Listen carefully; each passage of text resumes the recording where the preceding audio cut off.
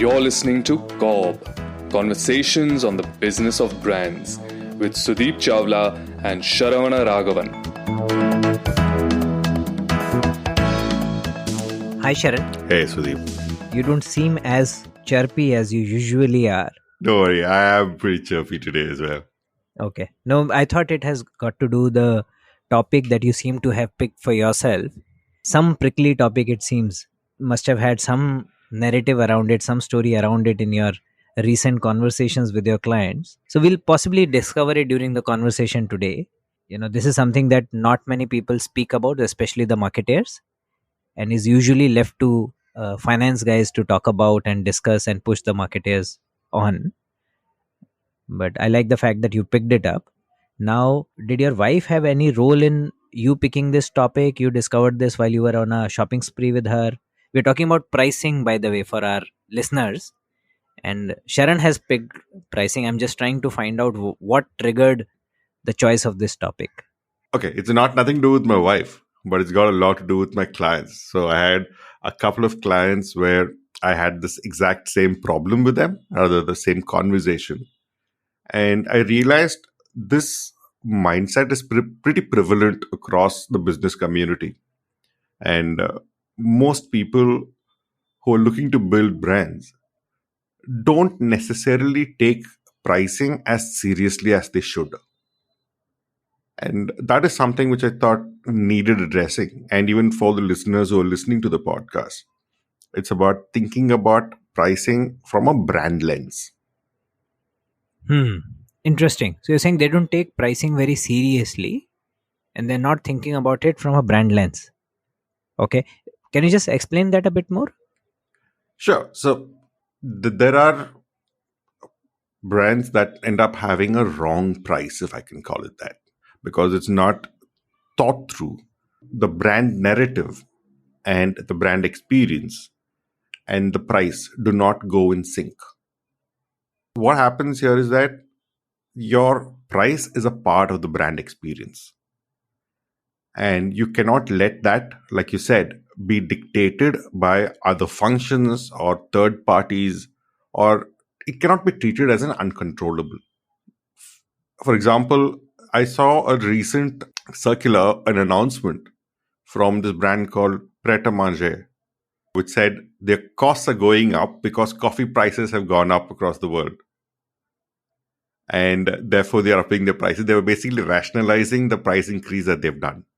And now, yes, they are a budget coffee chain, and therefore they're justifying why they're going slightly out of budget.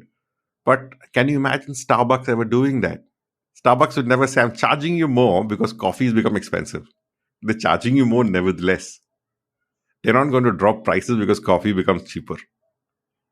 So it's about who charges, why they're charging, and how the context of price fits into the context of the brand. Interesting. So there is brand narrative and then there is pricing. And I hear you. I think I also agree with you.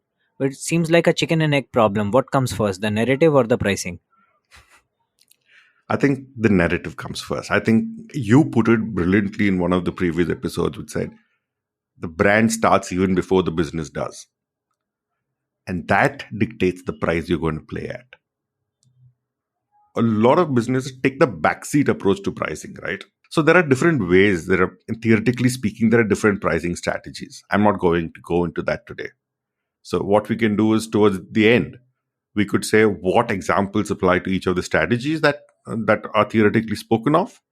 But in a more practical sense, how is pricing decided today? I want to get into a category.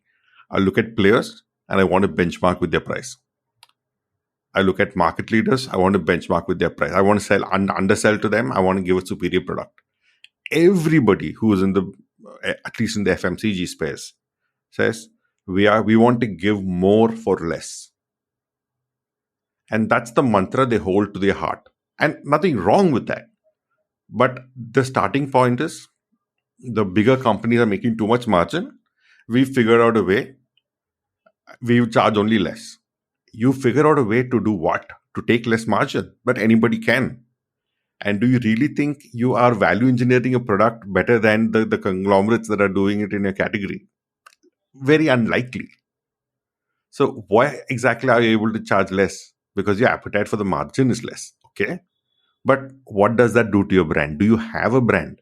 What is your brand thinking around it? And that is where the entire pricing goes for a toss. Okay. I hear you possibly saying two things. One is that people, a lot of the business think that they will be insurgent brands against some of the incumbents by either undercutting them with lesser margins. In some cases, they might have done some, some kind of breakthrough to value engineer their products better. Let's give them that chance. Or the third piece, which we are seeing lots and lots today, is discounting. So there is VC money flowing in, and therefore, I'm a founder. My first instance is to try and get as many consumers to sample my service, sample my product, and add them to my list as of now. And therefore, if I'm trying to build that tribe, as we call them, so then I'm able to discount and possibly justify that as a CAC, customer acquisition cost. Right. So I'm glad you brought that up, but before that, I want to talk about what you spoke about, the value engineering a product, right? If you are building a value brand, as in you're going to offer the best or the cheapest solution that has never before been done in the category, then great, by all means do it. But that requires a lot of effort. If you're going to reach out to the bottom of the pyramid, you must have a distribution muscle to scale it up. You need to source specifically. Or if you choose to go into the luxury segment, you cannot build a Ferrari and then be jealous of Maruti Suzuki's volumes. It's about who you're competing with also. And pricing also determines how you source. It cannot be because I sourced that I'm going to price it this way. Customer doesn't care. So there was a project I once worked on which required turmeric to be imported from Indonesia versus a local product which was using a turmeric which was of inferior quality. Now, there was a big fight with R&D, not to deliver an inferior product, but to say, how am I going to educate the consumer on the premium I'm going to charge because I'm using turmeric from Indonesia? So these are things I'm saying for the consumer who's going to pay 20 rupees for the product. There is competition at 20. I can't price it at 40 because I've decided to source something that is so exclusive and use a phenomenal ingredient. And that might not even be delivering to the benefit the consumer is looking for, as in it could be over delivering, but that need not be the consumer's expectation of the category or the product or the brand. So the brand needs to set the context of what expectations the consumer should have and then price it accordingly. And just about being careful about the brand's positioning in the sense that the pricing should enhance your brand narrative. It should never be the disruptor in the narration. Okay.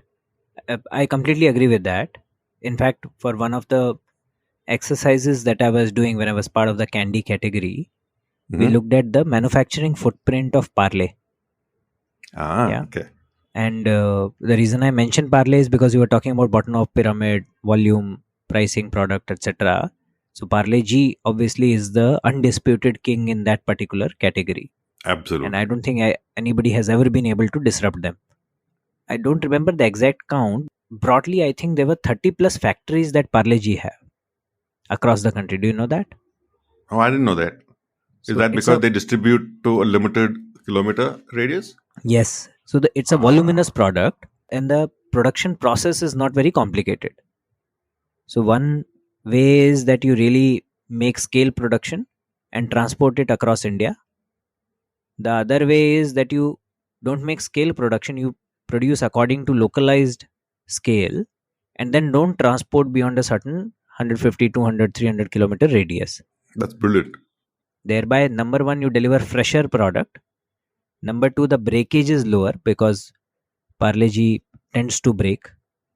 And number three, you're also able to save on your transportation cost, Yeah, and also your packaging cost. packaging cost. Because your, Correct. your breakage is lower. You don't have to over-engineer your packaging also. Correct. Correct. And you can develop packaging vendors across the country then, and your packaging needn't flow, all of your packaging needn't flow to one particular place and then go from there, etc., etc. Absolutely. Yeah, so it kind of opened our eyes to saying, okay, a company of this kind has 30 plus factories. That's tremendous. That's scale, right? That's building scale. Yeah. So we spoke about low priced products, and we haven't really spoken about how to think about pricing when you're just starting up. Now, what about mid range products, those who are not looking to compete at scale? It's the same on scale, right? Because volumes are replaced by margins as you premiumize. And that curve, as it doesn't really change. And for all products, I'd like to focus on the customer experience and not just the product. When you talk about just the product, there are umpteen number of great products that don't work because the overall experience is not delivered. Now, the product, yes, has to meet a basic standard, but above that, it's all experience. There is a luxury lipstick brand that I know of, as in they reached out to me. I did a diagnosis for them and I really couldn't find a solution. And that was a conversation we had because they're a luxury lipstick brand and they invested heavily on the product. And they ended up pricing themselves outside the market. So they had looked at global best lipstick and they said, I'm going to make the world's best lipstick. And they launched it at about 1900 rupees, which is not the worst, but they never built a brand narrative around it to justify the pricing. They just said because the world's best lipstick is selling at 2500 rupees, I have made a better version of it and I'm selling it at lesser than 2500. But they had value engineered the hell out of the rest of it. And like I said, it's rarely about the product. And they just could not get any traction in the market because nobody knew why the brand should be even worth 1800. Consumers are like, I mean, I'm getting something at 350, 400. Why should I pay 1800 for your product? They had over-engineered the product and value-engineered the frills, which they thought were not important. When you say frills, just give me an example. What frills are you talking about? Everything is part of the experience, from where they come to know of the brand, where they see the brand, where they buy the brand, after they buy the brand. So there's a saying that people never pay for the packaging of the brand, but they pay for the whole package of the brand. They pay for how it's delivered to them, the entire experience of what the package does. So the best example is Cadbury Celebrations, regular retail available products put into a gift box which looked grand, which looks celebratory. And that was the package, that people weren't paying for the packaging, but for the package of being able to gift a celebrations box. And that's what this brand had missed out. And they did not deliver value in the form of experience.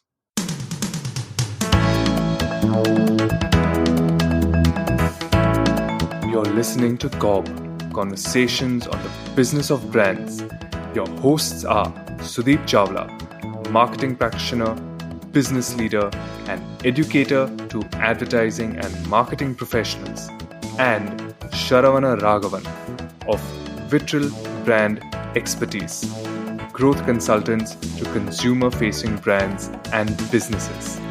For more information, go to cobcast.net. If you find this podcast helpful, please help us by telling your friends and rating us. So now you have value engineered your frills. You haven't built a narrative around your brand. Right. So therefore, by and large, it's quite likely that you will not get the kind of sales that you're envisaging. Absolutely. Yeah. So therefore, what they had to write off, discount. Exactly. So all their inventory had become dead stock even before consumers got a chance to see it. and they had to sell well below cost to salvage whatever they could. I have actually seen a number of times where even premium brands discount. Yeah. Yeah. So it's not that, your Calvin Klein and your Tommy Hilfiger, etc., don't have discounts. I've seen them doing discounting. So I don't think discounting is such a bad word, is it? No, I make it sound like one. It isn't all bad. See, we all started in sales, right? You can never take the salesman away from us. And discounts drive sales. And I'm not against that at all. I just have a problem with how it's used. I find it odd when every brand, you open their website and it says 25% off all site wide. I find that hilarious because your website is the recreation of your retail store. Just when a consumer or shopper walks into your store, will you tell the shopper, come in, everything is at a discount? How is the shopper going to feel? If you push your discount at the point of awareness, that supersedes the entire narrative. If I introduce you to a brand which is supposed to be premium and tell you this is available at 50% off at the awareness stage, then you always look at it as a discount brand. You can never build the premium imagery after that. But if I manage to grab your attention with the brand narrative, and at the point of sale, when you're still undecided on making the point of sale, there I give you a discount. I'm just flipping you over into a shopper who's deciding in favor of my brand. Today, what's happening is that a lot of the brands don't have the confidence in their narrative to bring the consumer from the point of awareness to decision. Despite all the work, all the intention that they have in building the brand narrative, they start with the discount conversation. And that's when the brand goes for a toss. Like you said, even the top brands keep giving discounts, but it's all about price anchoring. Once the consumer knows what the price of the product is, so it's not equivalent to saying 999 and score it out and say 599. No, that's not anchoring. 599 becomes the price point the consumer is aware of.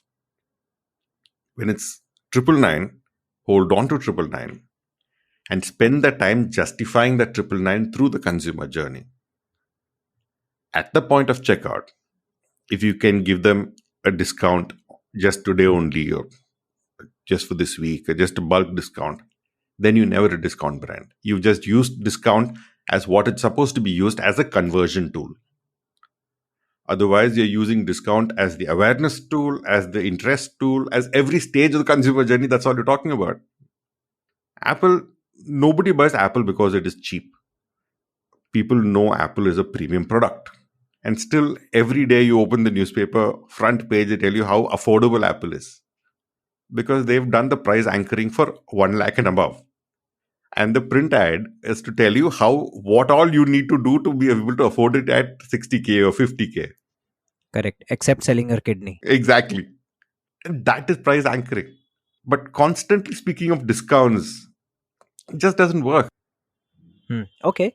Your Apple example actually makes me think that Apple spends on building desirability for their brand the entire year round. So on TV, you will not see the same stuff that you see in newspapers. TV would still be talking about excellent imagery, foreign locales, how can Apple iWatch save your life and stuff like that.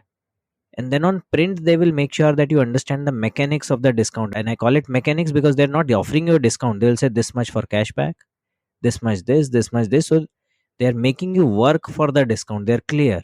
Similarly, for your luxury brands, they will make you drool over their products the year round. And then once a year, season sale, off season sale, whatever they call it, they will offer you some sort of a discount so that you come walk in, immediate convert from conversion to sale. Exactly. Because they've had the confidence to hold you with the narrative for so long that they've readied you for the purchase. Now they're using the discount as the fillip right into the purchase occasion, which is how it's supposed to be. Yeah.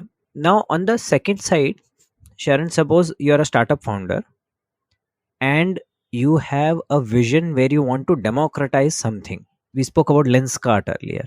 So, Lenskart is about democratizing quality eyewear, and therefore, you will be pricing your products in a certain manner. They have sub brands which have occupy a little bit more premium pricing also, but the face of the brand is about democratizing pricing. Yeah, democratizing product. Even their advertising with Karan Johar, etc., all talks about the fact that we don't price beyond this level, right? Right. Yeah. Now, for them, when they start, they would might not have had the scale which is required to possibly, take it to crores of Indians. But as long as the founder is clear that I want to democratize, therefore I'm pricing this way, and I'm building towards this scale. Yeah, and therefore I'm creating my unit economics, my scale up strategy, etc., in this manner.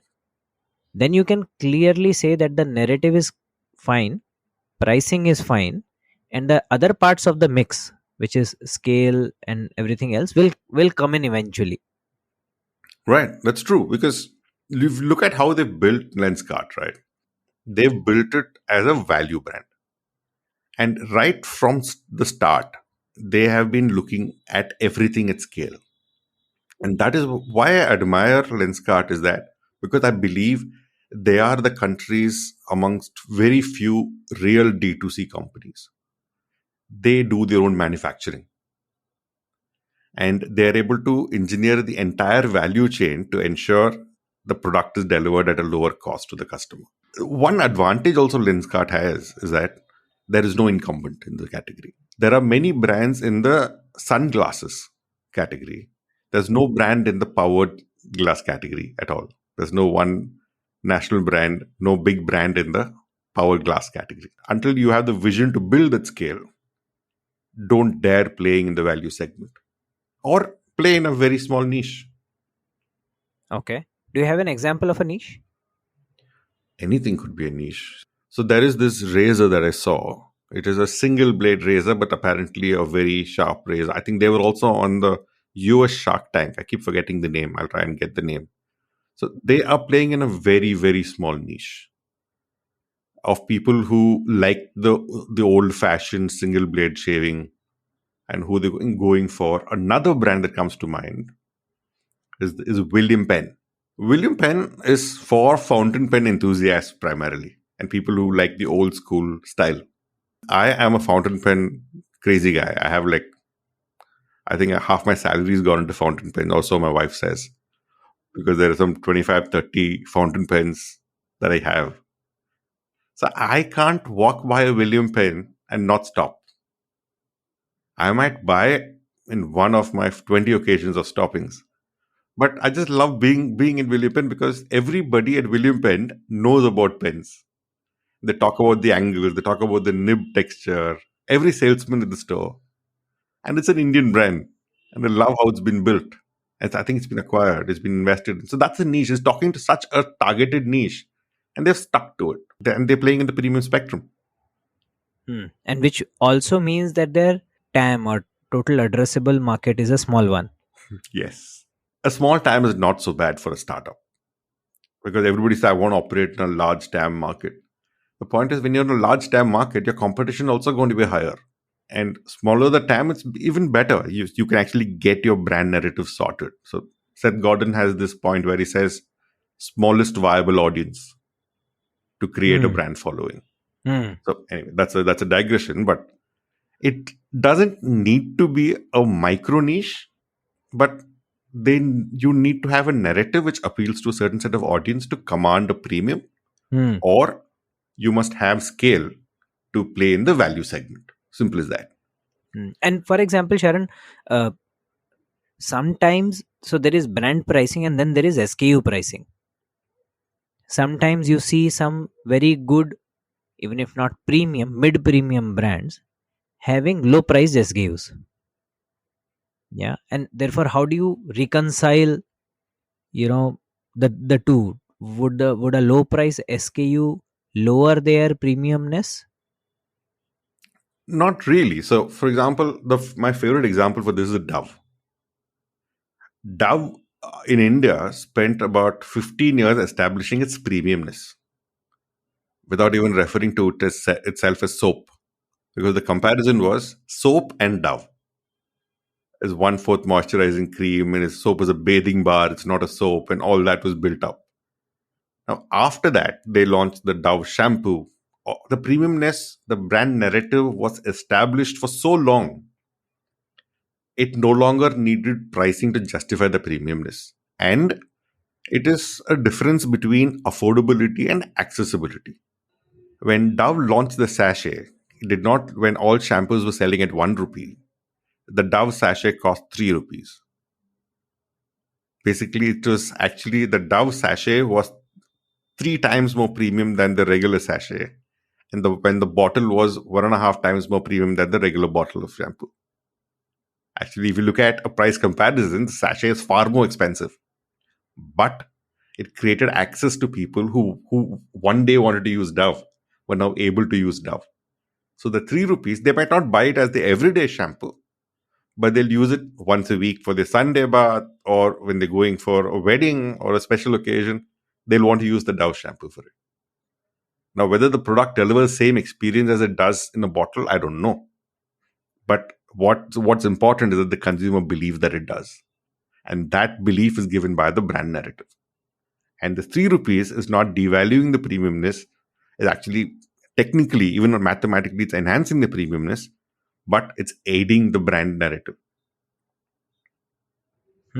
Okay, so you're saying it is pivoted around accessibility more than anything else. So making a brand accessible, thereby possibly increasing the TAM. Right. In future, they might come around and buy it. Absolutely. So therefore, what I learned through this conversation, Sharan, is the fact that pricing is a very strategic decision, rather than just leaving it to determining pricing as a multiple of input prices plus whatever margin you think you can charge upon it.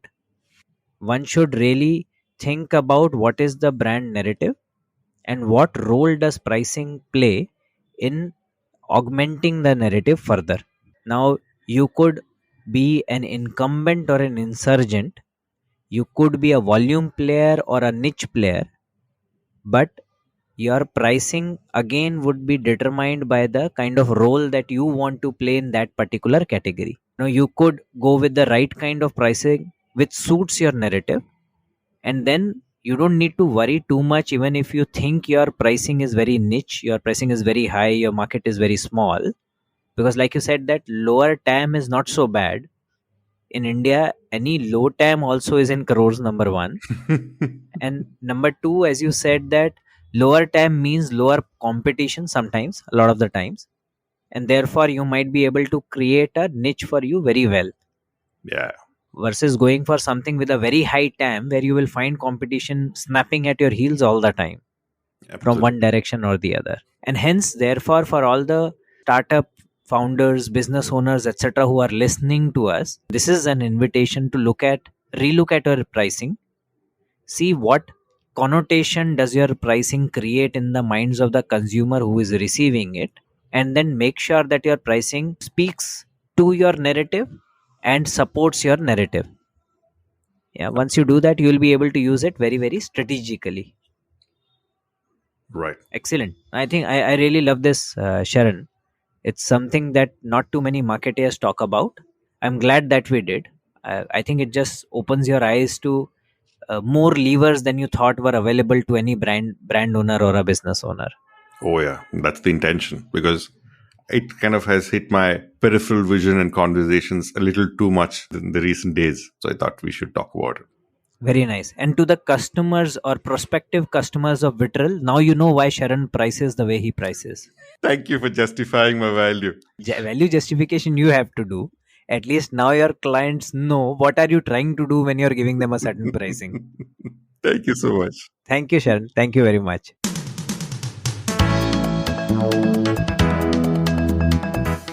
Thank you for listening to COB, Conversations on the Business of Brands with Sudeep Chawla and Sharavana Raghavan. Subscribe and learn more at cobcast.net. That's COBBCAST.net.